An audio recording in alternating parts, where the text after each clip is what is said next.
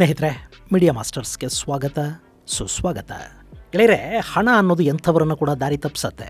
ಎಂಥವರ ನಡುವೆ ಕೂಡ ಒಂದು ಅನುಮಾನ, ಒಂದು ಅಸಮಾಧಾನ, ಒಂದು ಈರ್ಷ್ಯೆ ಹಾಗೂ ಜಗಳಗಳಿಗೆ ಅದು ಕಾರಣ ಆಗುತ್ತೆ. ಇದು ದೆಹಲಿ ಸ್ಫೋಟ ಪ್ರಕರಣದ ಆರೋಪಿಗಳನ್ನು ಕೂಡ ಬಿಟ್ಟಿಲ್ಲ. ಭಾರತದಾದ್ಯಂತ ಸುಮಾರು 30ಕ್ಕೂ ಹೆಚ್ಚು ಕಡೆಗಳಲ್ಲಿ ಏಕಕಾಲಕ್ಕೆ ದೊಡ್ಡ ಧಮಾಕ ಮಾಡಬೇಕು ಅಂತ ಹೊರಟಿದ್ದ. ಅದಕ್ಕಾಗಿ ಟರ್ಕಿಯಲ್ಲಿ ಜೈಷ್ ಹ್ಯಾಂಡ್ಲರ್ಗಳನ್ನು ಭೇಟಿ ಮಾಡಿಕೊಂಡು ಬಂದಿದ್ದ. ಅಮೋನಿಯಂ ನೈಟ್ರೇಟ್ ಅನ್ನು ದೊಡ್ಡ ಪ್ರಮಾಣದಲ್ಲಿ ಸಂಗ್ರಹಿಸಿಟ್ಟಿದ್ದ ಮತ್ತು ಮುಂದೆ ಕೂಡ ಅದರ ಸಪ್ಲೈಗೊಂದು ನೆಟ್ವರ್ಕ್ ಅನ್ನು ಮಾಡಿಟ್ಟುಕೊಂಡಿದ್ದ ಉಗ್ರರು ಈ ಕೃತ್ಯಗಳಿಗಾಗಿ ಒಂದಷ್ಟು ಹಣವನ್ನು ಸಂಗ್ರಹಿಸಿದ್ರು ಮತ್ತು ಆ ಹಣದ ಕಾರಣಕ್ಕೆ ಅಲ್ಲಿ ಡಾಕ್ಟರ್ ಸಿಂಡಿಕೇಟ್ ಅಲ್ಲಿ ಬಿರುಕು ಕಾಣಿಸ್ಕೊಳ್ತು. ಮುಜಾಮಿಲ್ ಮತ್ತು ಉಮರ್ ನಡುವೆ ವೈಮನಸ್ಯಕ್ಕೆ 20 ಲಕ್ಷ ರೂಪಾಯಿಗಳು ಕಾರಣ ಆದವು ಮತ್ತು ಅವರ ಭಾರತ ಸ್ಫೋಟದ ಯೋಜನೆ ಮಧ್ಯದಲ್ಲೇ ತುಂಡಾಗಿ ಉಮರ್ ತನ್ನನ್ನು ತಾನು ಸ್ಫೋಟಿಸಿಕೊಳ್ಳೋ ಪರಿಸ್ಥಿತಿ ನಿರ್ಮಾಣ ಆಗೋದಕ್ಕೆ ಕೂಡ ಈ ವೈಮನಸ್ಯನೇ ಕಾರಣ ಆಯಿತು ಅನ್ನೋ ಇಂಟ್ರೆಸ್ಟಿಂಗ್ ಮಾಹಿತಿಯೊಂದು ಈಗ ಹೊರಬೀಳ್ತಾ ಇದೆ. ಹಾಗಾದ್ರೆ ಏನಿದು ವೈಟ್ ಕಾಲರ್ ಜಗಳ? ಬನ್ನಿ ನೋಡೋಣ.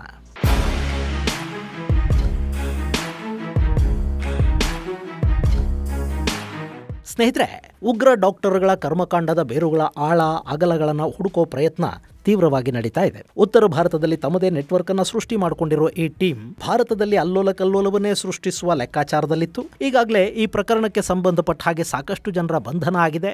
ಮುಜಾಮಿಲ್, ಉಮರ್, ಆದಿಲ್, ಶಾಹಿದಾ ಮುಂತಾದ ಕಿಂಗ್ ಪಿನ್ಗಳ ಜೊತೆ ಇವರಿಗೆ ಬ್ರೈನ್ ವಾಶ್ ಮಾಡಿದ್ದ ಮುಲ್ಲಾ ಇರ್ಫಾನ್ ಅನ್ನು ಕೂಡ ಅರೆಸ್ಟ್ ಮಾಡಲಾಗಿದೆ. ಹಾಗೆಯೇ ಇವರಿಗೆ ಸಹಾಯ ಮಾಡಿದ್ದ ಮತ್ತಷ್ಟು ಜನರ ಬಂಧನ ಕೂಡ ಆಗ್ತಾ ಇದ್ದು, ಇವತ್ತು ಕೂಡ ಕಾನ್ಪುರದಲ್ಲಿ ಒಬ್ಬ ವೈದ್ಯನನ್ನ ಬಂಧಿಸಲಾಗಿದೆ. ಅಲ್ಲಿನ ಜ್ಞಾನೇಶ್ ಶಂಕರ್ ವಿದ್ಯಾರ್ಥಿ ಮೆಮೋರಿಯಲ್ ಮೆಡಿಕಲ್ ಕಾಲೇಜಲ್ಲಿ ಕಾರ್ಡಿಯಾಲಜಿಸ್ಟ್ ಆಗಿದ್ದವನನ್ನ ಉತ್ತರ ಪ್ರದೇಶದ ATS ವಶಕ್ಕೆ ಪಡ್ಕೊಂಡಿದ್ದು, ವೈದ್ಯ ಶಾಹೀನ್ ಸಂಪರ್ಕದಲ್ಲಿದ್ದವರ ಮೇಲೆ ಕೂಡ ನಿಗಾ ಇಡೋ ಕೆಲಸ ನಡೀತಾ ಇದೆ. ಹಾಗೆಯೇ ಮುಜಾಮಿಲ್ ಮತ್ತು ಉಮರ್ರ ಆಪ್ತ ವಲಯದಲ್ಲಿದ್ದವರ ವಿಚಾರಣೆ ಕೂಡ ನಡೀತಾ ಇದೆ. ಈ ಡಾಕ್ಟರ್ಗಳು ಸೇರ್ಕೊಂಡು ದೆಹಲಿಯಲ್ಲಷ್ಟೇ ಅಲ್ಲದೆ ಇನ್ನೂ ಕೆಲ ಕಡೆಗಳಲ್ಲಿ ಸ್ಫೋಟ ನಡೆಸೋದಕ್ಕೆ ಪ್ಲಾನ್ ಮಾಡಿಕೊಂಡಿದ್ರು ಅನ್ನೋದು ಈಗ ಬಹಿರಂಗಗೊಳ್ತಾ ಇದೆ. ಇಲ್ಲಿ doctor Umar, doctor Muzammil, doctor Shahina ಈ ಕೃತ್ಯಕ್ಕಾಗಿ ಸುಮಾರು 25 ಲಕ್ಷ ರೂಪಾಯಿಗಳಷ್ಟು ದೇಣಿಗೆಯನ್ನು ಸಂಗ್ರಹಿಸಿದ್ರಂತೆ. ಹಾಗೆ ಬಂದ ಹಣದಲ್ಲಿ ಅವರು ಸುಮಾರು 3 ಲಕ್ಷ ರೂಪಾಯಿ ಖರ್ಚು ಮಾಡಿ ಅಮೋನಿಯಂ ನೈಟ್ರೇಟ್ ಅನ್ನು ಖರೀದಿ ಮಾಡಿದ್ದಾರೆ. ಅಷ್ಟೇ ಅಲ್ಲದೆ IED ತಯಾರಿಗೆ ಬೇಕಾಗಿದ್ದ ಮತ್ತಷ್ಟು ಸಲಕರಣೆಗಳನ್ನು ಕೂಡ ಖರೀದಿಸಿ ಸ್ಫೋಟಕ್ಕೆ ಸಿದ್ಧತೆಗಳನ್ನು ಮಾಡಿಕೊಂಡಿದ್ದಾರೆ.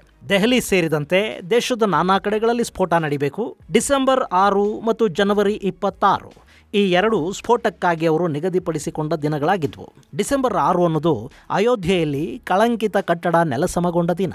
ಇನ್ನು ಜನವರಿ 26 ನಿಮಗೆ ಗೊತ್ತೇ ಇದೆ.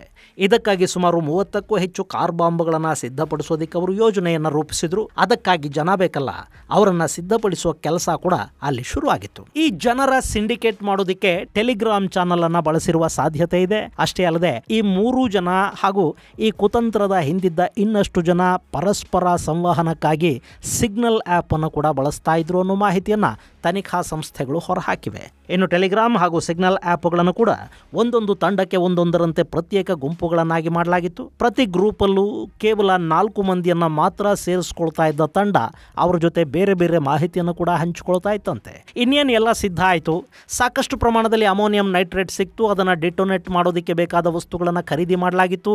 ಅಲ್ಲಾಹನ ಹೆಸರಲ್ಲಿ ಎಲ್ಲ ನಡೀಬೇಕಿದ್ದ ಸಂದರ್ಭದಲ್ಲಿ ದುಡ್ಡು ಅನ್ನೋದು ಮುಜಾಮಿಲ್ ಉಮರ್ ನಡುವೆ ಸಣ್ಣದೊಂದು ಮನಸ್ತಾಪಕ್ಕೆ ಕಾರಣ ಆಯಿತು. ಎಂಥ ವಿಪರ್ಯಾಸ ನೋಡಿ. ರಿಲಿಜಿಯನ್ನಿನ ಅಮಲಿನಲ್ಲಿ ಜನರ ಪ್ರಾಣ ತೆಗೆಯೋದಕ್ಕೆ ಹೋದವರು ಲಾ ಇಲಾಹಿ ಇಲ್ಲಲ್ಲ ಬಿಟ್ರೆ ಜಗತ್ತಲ್ಲಿ ಮತ್ತೇನೂ ಇಲ್ಲ ಅಂದ್ಕೊಂಡಿದ್ದವರ ನಿಯತ್ತನ್ನು ಕೂಡ 20 ಲಕ್ಷ ರೂಪಾಯಿ ಕೆಡಿಸ್ಬಿಡ್ತು. ಗೈರೆ, ಇಲ್ಲಿ ಅಲ್ ಫಲ್ಹಾ ಕಾಲೇಜಿನ ಬಗ್ಗೆ ಅನುಮಾನ ಬರುವುದಿದೆ ಕಾರಣಕ್ಕೆ. ಆ ಕಾಲೇಜು ಮುಜಾಮಿಲ್ಗೆ ಪ್ರತಿ ತಿಂಗಳು 5 ಲಕ್ಷ ರೂಪಾಯಿಗಳಷ್ಟು ಹಣವನ್ನು ಸಂಬಳದ ರೂಪದಲ್ಲಿ ಕೊಡ್ತಾ ಇತ್ತು ಅಂತ ಹೇಳ್ತಾರೆ. 5 ಲಕ್ಷ ಸಂಬಳ ಪ್ರತಿ ತಿಂಗಳು ತಗೊಳ್ಳೋವನು 20 ಲಕ್ಷಕ್ಕಾಗಿ ಜಗಳ ಮಾಡ್ಕಣ್ಣ, ಅಥವಾ ಅವನ ಹೆಸರಲ್ಲಿ 5 ಲಕ್ಷ ತೋರಿಸಿ ಆ ಹಣವನ್ನು ಉಗ್ರವಾದಕ್ಕೆ ಬಳಕೆ ಮಾಡಲಾಗ್ತಾ ಇತ್ತಾ? ಆ ಬಗ್ಗೆ ಕೂಡ ತನಿಖೆ ನಡೀತಾ ಇದೆ. ಇನ್ನು ಇಲ್ಲಿ 20 ಲಕ್ಷ ರೂಪಾಯಿಗಾಗಿ ಉಮರ್ ಹಾಗೂ ಮುಜಾಮಿಲ್ ನಡುವೆ ಮನಸ್ತಾಪ ಶುರುವಾಯಿತು. ಅದರ ಪರಿಣಾಮ ಇಬ್ಬರು ಬೇರೆ ಆದರು. ಪ್ರತ್ಯೇಕವಾಗಿ ತಮ್ಮ ಅನುಚರರಿಗೆ ಮೆಸೇಜ್ಗಳನ್ನು ಕೊಡ್ತಾ ಪ್ರತ್ಯೇಕವಾಗಿ ಆಪರೇಟ್ ಮಾಡೋ ನಿರ್ಧಾರಕ್ಕೆ ಬಂದರು. ಇದಿಷ್ಟು ಇದುವರೆಗಿನ ತನಿಖೆಯಲ್ಲಿ ಗೊತ್ತಾದ ಅಂಶ. ಇನ್ನು ಈ ನಡುವೆ ಕಾಶ್ಮೀರದಲ್ಲೊಂದು ಪೋಸ್ಟರ್ ಕಾಣಿಸ್ಕೊಂಡಿದ್ದು, ಅದರ ತನಿಖೆ ಮಾಡ್ತಾ ಮುಲ್ಲಾ ಇರ್ಫಾನ್ನನ್ನು ಹಿಡ್ಕೊಂಡು ಬಂದಿದ್ದು ಆಯ್ತಲ್ಲ. ಆಗ ಪೊಲೀಸರು ಒಂದು ಬುದ್ಧಿವಂತಿಕೆ ಮಾಡ್ತಾರೆ. ಸಾಮಾನ್ಯವಾಗಿ ಇಂಥ ಪ್ರಕರಣಗಳಲ್ಲಿ ರೈಡ್ಗಳಾಗುವಾಗ ಸೈಲೆಂಟ್ ಆಗಿ ಆರೋಪಿಗಳನ್ನು ಎತ್ತಾಕೊಂಡು ಬರುವ ಕೆಲಸ ನಡೆಯುತ್ತೆ.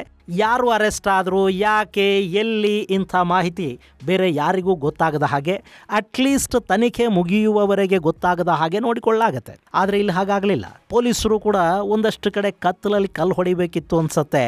ಹೀಗಾಗಿ ಎಲ್ಲೆಲ್ಲಿ ರೈಡ್ಗಳಾಗ್ತಾ ಇವೆ ಅನ್ನೋ ಮಾಹಿತಿ ಉಗ್ರರಿಗೂ ಅವರ ಸಿಂಡಿಕೇಟುಗಳಿಗೂ ಗೊತ್ತಾಗಲಿ ಅಂತ ಏಜೆನ್ಸಿಗಳು ಬಯಸಿದ್ವೋ ಏನು. ಗೆಳೆಯರೆ, ಒಂದು ನಿಮಗೆ ಗೊತ್ತಿರಲಿ, ನಾವು ಮಾಧ್ಯಮಗಳಲ್ಲಿ ಓದುವ ಕೇಳುವ ಮಾಹಿತಿ ಇರುತ್ತಲ್ಲ, ಅದು ಪೊಲೀಸರು ಅಥವಾ ಇಂಟೆಲಿಜೆನ್ಸ್ ಏಜೆನ್ಸಿಗಳು ಜನರನ್ನು ತಲುಪಲಿ ಅಂತ ಬಯಸಿದ್ರೆ ಮಾತ್ರ ಹೊರಗೆ ಬರುತ್ತೆ. ಎಷ್ಟು ಹೊರಗೆ ಬರಬೇಕು ಅಂತ ಅವರು ಬಯಸಿರ್ತಾರೋ ಅಷ್ಟು ಮಾಹಿತಿ ಮಾತ್ರ ಹೊರ ಜಗತ್ತಿಗೆ ಗೊತ್ತಾಗೋದು.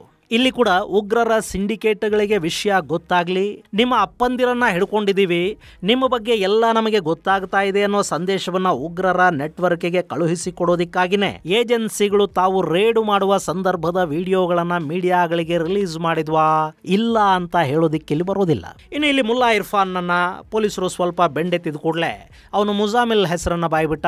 ಮುಜಾಮಿಲ್, ಆದಿಲ್, ಶಾಹೀನ್ ಮುಂತಾದವರು ಪೊಲೀಸರ ಬಲೆಗೆ ಬೀಳ್ತಾ ಹೋದ್ರು. ಅದು ಉಮರ್ನನ್ನ ಹೆದರೋ ಹಾಗೆ ಮಾಡ್ತು. ಪೊಲೀಸರು ನನ್ನ ಹತ್ರಕ್ಕೂ ಬರ್ತಾರೆ ಅನ್ನೋದು ಖಚಿತವಾದ ಕೂಡಲೇ ಅವನು ದಿಕ್ಕು ತೋಚದ ಸ್ಥಿತಿಗೆ ಬಂದ. ಆ ನಂತರ ತನ್ನನ್ನು ತಾನವನು ದೆಹಲಿಯಲ್ಲಿ ಸ್ಫೋಟಿಸಿಕೊಂಡ. ಇದು ನಿಮಗೆ ಗೊತ್ತಿದೆ. ಇನ್ನು ಸತ್ತವನು ಉಮರ್ರೇ ಅನ್ನೋದನ್ನು ಖಚಿತಪಡಿಸ್ಕೊಳ್ಳೋದಕ್ಕೆ ಅಲ್ಲಿ DNA ಟೆಸ್ಟ್ ಅನ್ನು ಮಾಡಲಾಯಿತು. ಸ್ಫೋಟಗೊಂಡ ಕಾರಲ್ಲಿ ಒಂದು ಕಾಲು ಸ್ಟೇರಿಂಗ್ ಮತ್ತು ಆಕ್ಸಿಲರೇಟರ್ನ ನಡುವೆ ಸಿಕ್ಕಾಕೊಂಡಿತ್ತು. ಅದನ್ನು ಗಮನಿಸಿದ ಪೊಲೀಸರು ಇದು ಡ್ರೈವ್ ಮಾಡ್ತಾ ಇದ್ದ ವ್ಯಕ್ತಿಯದ್ದೇ ಅನ್ನೋ ನಿರ್ಧಾರಕ್ಕೆ ಬಂದರು. ಅದಕ್ಕೂ ಮೊದಲು CCTVಯಲ್ಲಿ ಈ ಉಮರ್ ಕಾಣಿಸಿಕೊಂಡಿದ್ದ. ಹೀಗಾಗಿ ಉಮರ್ ತಾಯಿಯ ಸ್ಯಾಂಪಲ್ಸ್ ಅನ್ನು ತಗೊಂಡು ಈ ಕಾಲನ್ನ DNA ಪರೀಕ್ಷೆಗೆ ಕಳುಹಿಸಲಾಯಿತು. ಈಗ DNA ಫಲಿತಾಂಶ ಹೊರಗೆ ಬಂದಿದೆ. ಆತ್ಮಾಹುತಿ ದಾಳಿಯನ್ನ ಡಾಕ್ಟರ್ ಉಮರ್ರೇ ಮಾಡಿದ್ದ ಅನ್ನೋದು ಕನ್ಫರ್ಮ್ ಕೂಡ ಆಗ್ತಾ ಇದೆ. ಇದರ ಬೆನ್ನಲ್ಲಿ ಪುಲ್ವಾಮಾದಲ್ಲಿನ ಕೋಲಿ ಅನ್ನೋ ಪ್ರದೇಶದಲ್ಲಿದ್ದ ಡಾಕ್ಟರ್ ಉಮರ್ ಉನ್ ನಬಿ ಮನೆಯನ್ನ ಅಲ್ಲಿನ ಸ್ಥಳೀಯ ಆಡಳಿತ ನೆಲಸಮ ಮಾಡಿದೆ. ಕೆಲ ವರ್ಷಗಳಿಂದ ಜಮ್ಮು ಕಾಶ್ಮೀರದಲ್ಲಿ ಭಯೋತ್ಪಾದಕರ ಮನೆಗಳನ್ನ, ಪ್ರತ್ಯೇಕತಾವಾದಿಗಳ ಮನೆಗಳನ್ನ ಹೊಡೆದು ಹಾಕೋದ್ರ ಮೂಲಕ ಅವರಿಗೆ ಪಾಠ ಕಲಿಸುವ ಕೆಲಸವನ್ನ ಅಲ್ಲಿನ ಆಡಳಿತ ಮಾಡ್ತಾ ಇದೆ. ಇತ್ತೀಚೆಗೆ ಪಹಲ್ಗಾಮ್ ದಾಳಿಯಲ್ಲಿ ಭಾಗಿಯಾಗಿದ್ರು ಅಂತ ಹೇಳಲಾದ ಸ್ಥಳೀಯರ ಮನೆಗಳನ್ನ ಕೂಡ ಡೆಮಾಲಿಷ್ ಮಾಡಲಾಯಿತು. ಈಗ ಉಮರ್ನ ಮನೆ ಕೂಡ ನೆಲಸಮ ಆಗಿದೆ. ಇದರ ಜೊತೆ ಇನ್ನಷ್ಟು ಮನೆಗಳಿಗೆ JCB ಭಯ ಅಲ್ಲಿ ಶುರುವಾಗ್ತಾ ಇದೆ.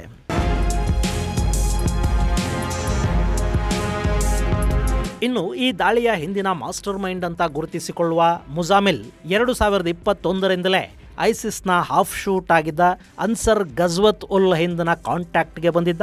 ಆ ಬಳಿಕ ಅವನು ನಂಬಿಕಸ್ಥ ಜಿಹಾದಿ ಅಂತ ಅನ್ನಿಸಿದ ನಂತರ ಭಯೋತ್ಪಾದಕರು ಮುಜಾಮಿಲ್ಗೆ ಇರ್ಫಾನ್ ಅಲಿಯಾಸ್ ಮೌಲ್ವಿಯ ಕಾಂಟ್ಯಾಕ್ಟ್ ಅನ್ನು ಕೊಡಿಸಿದ್ರು. ಆ ಬಳಿಕ ಅವನು ಮೌಲ್ವಿಯ ಸಂಪರ್ಕಕ್ಕೆ ಬಂದ. ಅಲ್ಲಿ ಫರೀದಾಬಾದ್ ಮಾಡೆಲ್ ಸಿದ್ಧ ಆಯಿತು ಅಂತ ಹೇಳಲಾಗ್ತಾ ಇದೆ. ಈ ಬಗ್ಗೆ ಇನ್ನಷ್ಟು ತನಿಖೆ ನಡೀತಾ ಇದ್ದು ಈ ಟೀಮ್ನ ಕಾಂಟ್ಯಾಕ್ಟಲ್ಲಿ ಇನ್ನೂ ಯಾರ್ಯಾರಿದ್ರು ಅನ್ನೋದನ್ನು ಪತ್ತೆ ಮಾಡೋ ಕೆಲಸವನ್ನು ಏಜೆನ್ಸಿಗಳು ಮಾಡ್ತಾ ಇವೆ. ಇದೇ ವೇಳೆ ಲೇಡಿ ಟೆರರ್ ಶಾಹಿದ್ ಇದ್ಲಲ್ಲ, ಅವಳು ಜೈಷ್ನ ಮಹಿಳಾ ಜಿಹಾದಿ ಗ್ರೂಪು ಜಮಾತ್ ಉಲ್ ಮುಮಿನತ್ನ ಮುಖ್ಯಸ್ಥೆಯಾಗಿದ್ಲು ಅನ್ನೋ ಮಾಹಿತಿ ಕೂಡ ಸಿಗ್ತಾ ಇದೆ. ಆ ಆ್ಯಂಗಲಲ್ಲಿ ಕೂಡ ಏಜೆನ್ಸಿಗಳು ತನಿಖೆಯನ್ನು ಮಾಡ್ತಾ ಇವೆ. ಆಕೆ ಅಜರ್ ಮಸೂದ್ನ ಸಂಬಂಧಿ ಹಾಗೂ ಪುಲ್ವಾಮಾ ದಾಳಿಯ ರೂವಾರಿಯಾಗಿದ್ದ ಉಮರ್ ಫರೂಕ್ನ ಹೆಂಡತಿ ಅಫೀರಾ ಬೀಬಿ ಜೊತೆ ಸಂಪರ್ಕವನ್ನು ಹೊಂದಿದ್ಲಂತೆ. ಅಫೀರಾ ಮಾಡ್ತಾ ಇದ್ದ ಆನ್ಲೈನ್ ಕ್ಲಾಸ್ಗಳಲ್ಲಿ ಭಾಗಿಯಾಗ್ತಾ ಇದ್ದ ಸಯ್ಯಿದ ಮತಾಂಧತೆಯನ್ನು ತಲೆಗೇರಿಸಿಕೊಂಡಿದ್ಲು ಮತ್ತು ಬೇರೆಯವರಿಗೆ ಕೂಡ ಅದನ್ನು ಹರಡೋ ಕೆಲಸವನ್ನು ಮಾಡ್ತಾ ಇದ್ಲು. ಹೀಗಾಗಿ ಆಕೆ ಜಮಾತ್ ಉಲ್ ಮುಮಿನತ್ನ ಮುಖ್ಯಸ್ಥೆಯಾಗಿ ಅದಕ್ಕೊಂದಷ್ಟು ಜನರನ್ನ ರಿಕ್ರೂಟ್ ಮಾಡೋ ಕೆಲಸಕ್ಕೆ ಮುಂದಾಗಿದ್ಲು. ಈಗಾಗಲೇ ಆಕೆ ಎಷ್ಟು ಜನರನ್ನ ಕಾಂಟ್ಯಾಕ್ಟ್ ಮಾಡಿದಾಳೆ ಅನ್ನೋದು ಗೊತ್ತಾಗಬೇಕಿದೆ.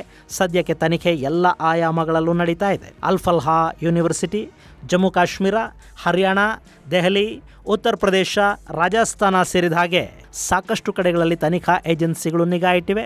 ಈ ಟೀಮ್ನ ನೆಟ್ವರ್ಕನ್ನು ಆದಷ್ಟು ಬೇಗ ಸಂಪೂರ್ಣವಾಗಿ ಭೇದಿಸುವ ವಿಶ್ವಾಸದಲ್ಲಿ ಪೊಲೀಸರಿದ್ದಾರೆ. ಈಗಾಗಲೇ ಅಲ್ಫಲ್ಹಾ ಯೂನಿವರ್ಸಿಟಿಯಲ್ಲಿ ಮತ್ತಿಬ್ಬರು ಡಾಕ್ಟರ್ಗಳು ಸೇರಿದ ಹಾಗೆ ಒಟ್ಟು 5 ಮಂದಿಯನ್ನು ಬಂಧಿಸಲಾಗಿದೆ. ಸೊ ಈ ನೆಟ್ವರ್ಕ್ನ ಮೂಲಕ್ಕೆ ತನಿಖಾ ಸಂಸ್ಥೆಗಳು ಹೋಗ್ತಾ ಇವೆ. ಇದು ಗೆಳೆಯರೆ ದೆಹಲಿ ಸ್ಫೋಟದ ಕಿಂಗ್ ಪಿನ್ನುಗಳು ಹಣಕ್ಕಾಗಿ ಜಗಳ ಮಾಡಿಕೊಂಡಿದ್ದು ಮತ್ತು ಬೇರೆ ಬೇರೆ ನಗರಗಳನ್ನು ಸ್ಫೋಟಿಸೋದಕ್ಕೆ ಅವರು ಮಾಡಿಕೊಂಡಿದ್ದ ಸಿದ್ಧತೆಗಳ ಕುರಿತಾದ ಮಾಹಿತಿ. ಮುಂದಿನ ಸಂಚಿಕೆಯಲ್ಲಿ ಮತ್ತಷ್ಟು ವಿಶೇಷಗಳ ಜೊತೆ ಮತ್ತೆ ಭೇಟಿಯಾಗೋಣ.